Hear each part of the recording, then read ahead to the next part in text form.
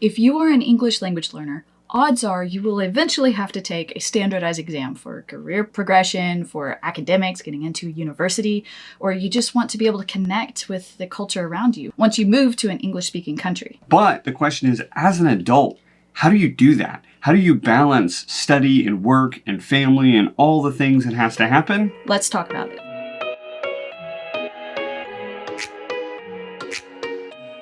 What's up, guys, and welcome back to WaiGuo Friends English. So to jump right in, the main thing that adults have when they come to us to prepare for an exam is that they have this much time between all the other things in life that they have to do. So this time needs to be the most efficient and the most effective study time ever in order to pass the test in a reasonable time span. So you need to know which test you're going for. And what it tests exactly. Today we're just going to narrow down the top 3 most popular ones in America, which is the TOEFL, the TOEIC, and the IELTS exam. You can see here that each of these tests has a certain recommended time to study to prepare for the exam. And though these numbers look quite small on the screen, depending on which language you are from, how much English you already know, and how much time you have to practice, these could be accurate or wildly inaccurate. Yeah, it really depends on your starting point, really. Yes. How far you've already been working on studying for standardized exams, because that's what these are about. They're testing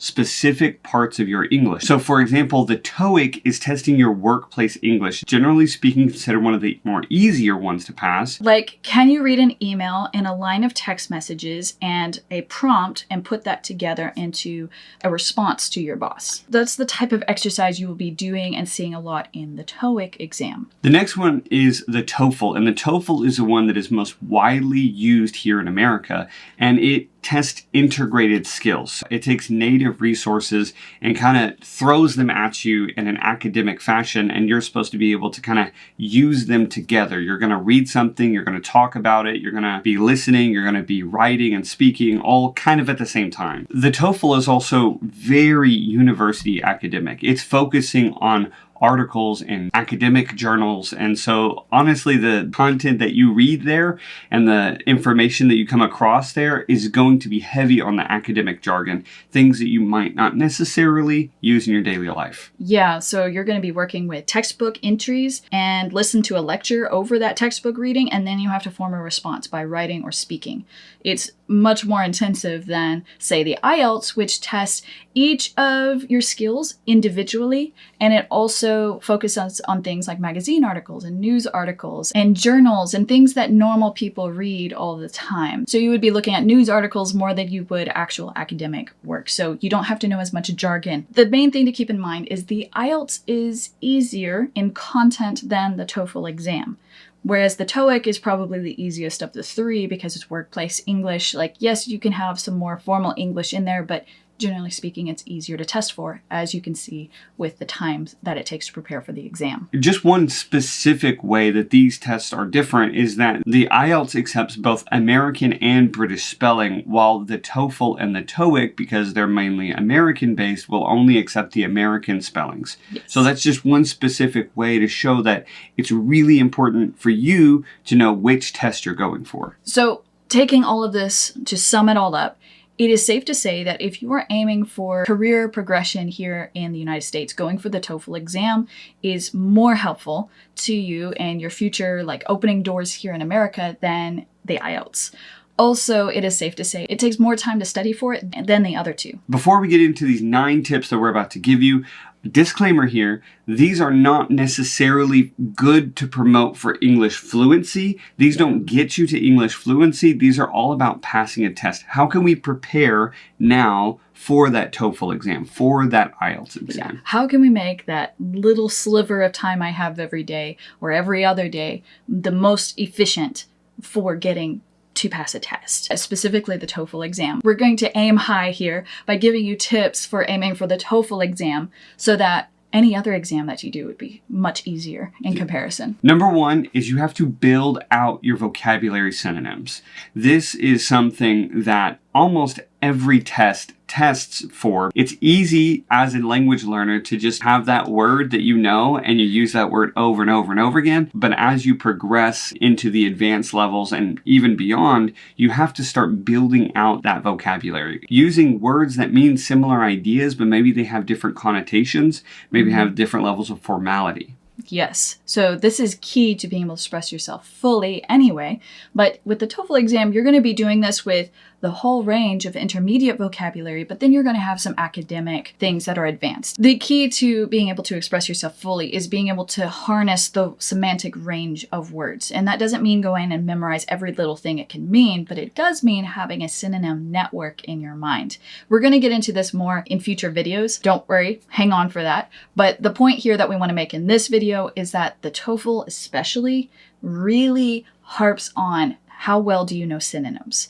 And so you really need to build that out as well as you can, especially with intermediate things and academic terms. But don't do too many. My goodness, we have had so many students say that they try to remember like 50 vocabulary words in a week. No. That is not going to work. So we have to figure out a way, and we actually made a video here recently where we were talking about the difference between this passive vocabulary and active vocabulary. How do we keep these words and how do we actually use them? And that is not smashing out 100 words a week. The next tip is to study interconnected grammar. This is at the advanced level. Now, what I mean here is you should be able to understand implications.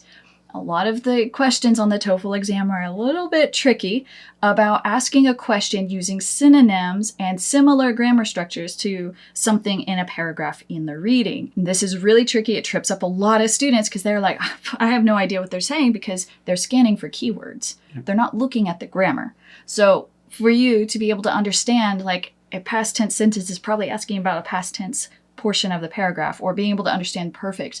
Understanding the perfect tenses is kind of integral to being able to pass the TOEFL exam, by the way. You should really harness the perfect tenses in English, which I'm sorry for those of you who come from languages without them. How you can do that is that you take these sentences, take any sentence, and try to see if you can reword that in the form of a question or just in a different grammar structure. Keep the ideas, but change the grammar and see if you can change that so that when you're on the test, you're not surprised when they start using future perfect progressive, for example. It would be surprising if they did. But the present perfect and the simple past are common in the exam. So it's important for you to be able to, even in your spoken responses, be able to hear whether something's said in the present perfect, as in you would know that they're asking about something recently, or whether they're saying it's something in the past, like one time in the past at a certain time. That would structure the way that you respond. So it's very important that you kind of know the difference between the two, that you can wield them in your speaking and your writing. Also, just quick tip, being consistent in your timing as you write. Being consistent in active and passive voice, but also in time. So if you're in the past, you should be in the past. If you're in the present, you should be in the present. Are you going to write that the lecturer says, or are you going to say that the lecturer said?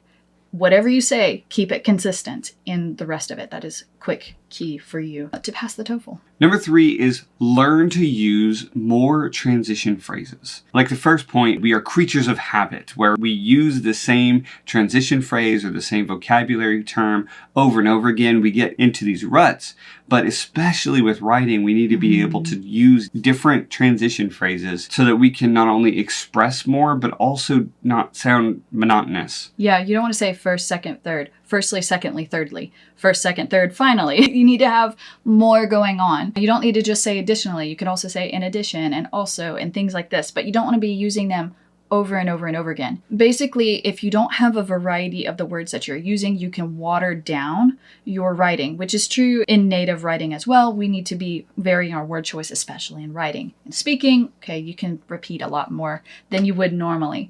But in the exams, it's very important to show that you have a good grasp of transition phrases and grammar and vocabulary, and you can use multiple words that mean the same thing, and you can show connections in what you're saying or what you're writing. Flow, structure, and variety in what you say is very important for passing the speaking and writing sections. And a large part of this is just finding these phrases and then using them regularly. So, for example, maybe you learn the term moreover, And so this week, just write that down on a card and just try to use that as you speak to the people around you. It may sound a little strange for you to be using moreover in an informal context, but it's also a great way to continue to get some repetition with these transition words, because that's what's going to happen when you only have like 10 seconds to prepare for that question. Yeah, and it's a key in writing as well. Make sure you're writing and write regularly. So point 4 is to practice common idioms for the focus of the exam that you're going in for.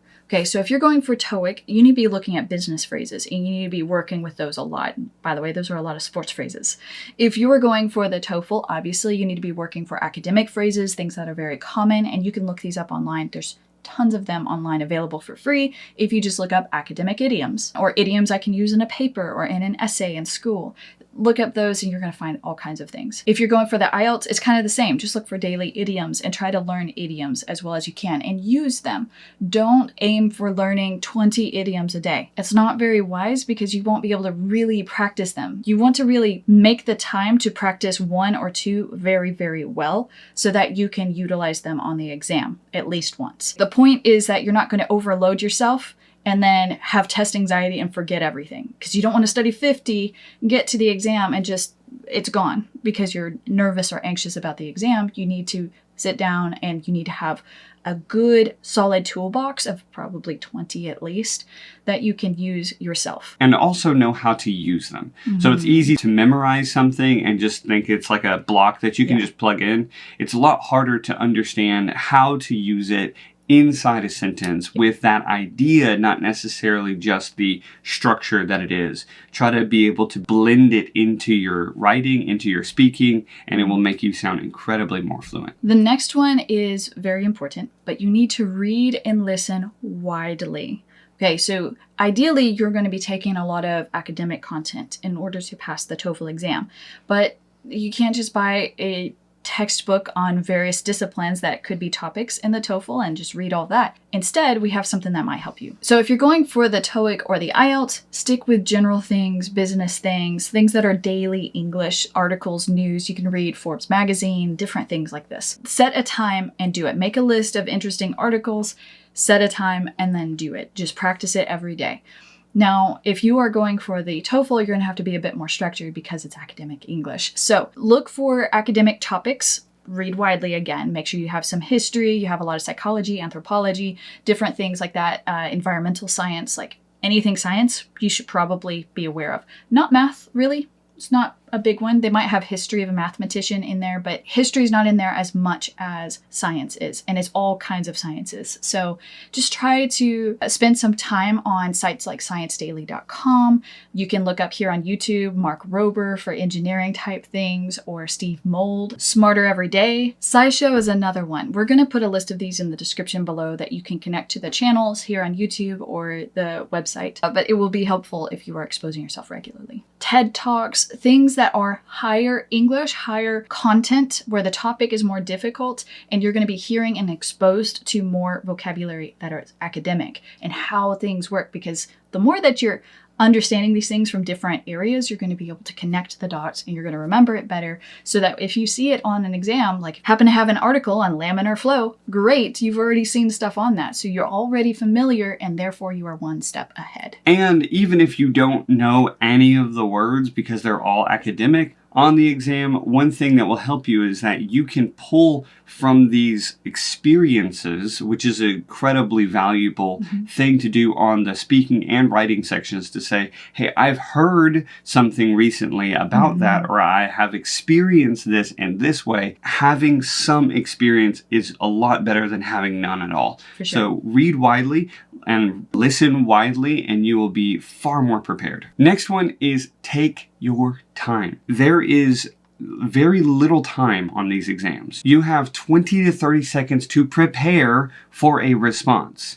And so what you need to do now is you need to take the time and mull over this information. You need to take your time now, because when you're in the test, you will have no time. So you need to be able to process the things that you're consuming, to digest the things that you're reading and listening to, so that you can then utilize that quickly on the exam. But give yourself some grace too. Don't study like super anxiety riddled. Going hand in hand with that, you need to be testing yourself. Once you start to familiarize yourself, you've got your vocabulary going, you're just getting in a groove with learning more, and you have good habits set in place where you're using this English at a higher level and an academic level. You need to start testing yourself.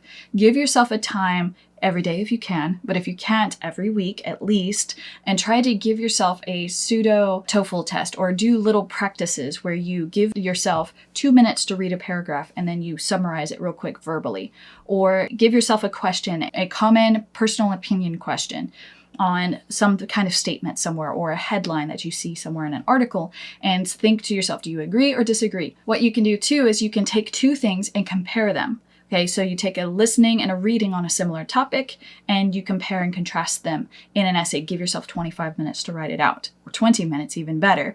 But you need to be giving yourself time to operate within the time constraints that the test gives. And you can find that information online as well for free. You can find out how long it takes for each exercise. Give yourself some pseudo exercises so that you can practice doing this yourself and operating under pressure. And a big part afterwards, after you finish the exercise, not only do you need to listen to that response, not only do you need to take that writing that you did and put it into ChatGPT or Grammarly or something to check yourself, but most importantly, you need to do it again. Doing an exercise one time will not help you as much as it will doing it again. We do this regularly. How we prepare our students is that we say, okay, let's try it. Let's talk about it, let's debrief it, and then let's do it again. And think critically.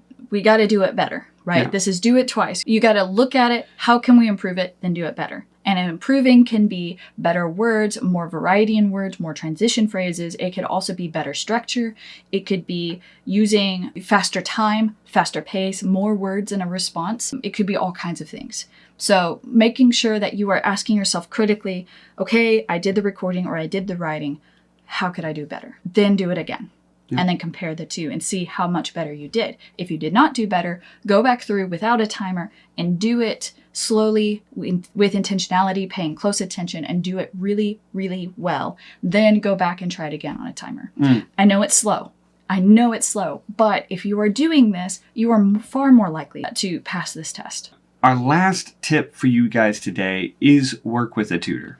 Because when you have these questions, when you do these responses, it's a lot easier if you have a tutor that can point out the mistakes that maybe even Grammarly can't pick up on, where Grammarly will test the grammar, test how appropriate it is, may even give you some tips, but a native English speaker that's also a teacher can actually be able to bring out the things to say, hey, that was right, that was correct. But this is a better way to say it. Maybe it's using an idiom, or maybe it's using a different type of grammar structure to try to communicate a deeper meaning. You gotta work with a tutor in order for you to get that grade to progress a lot higher, a lot faster. And that's the point. If you will just maybe sometimes take the exam, you've got time, you could sort it out on your own. The feedback and accountability of a tutor is very, very helpful for moving much faster, like Josh was saying. And it's more specific. You don't know what's wrong until you see it and it's explained to you, right? So it's one of those things that's very helpful. A shortcut is a tutor. But if you don't have the time or the money for a tutor, that's fine. Just expect to go a bit slower with the exam itself. All right, guys, thank you so much for sticking with us on this video. And if you are taking an exam soon, we as teachers say good luck, and we hope that you do well on the exam. Let us know in the comments below if you are going to take a test soon and which one. All right, guys, thank you so much for watching. We'll catch you on the next one. Bye.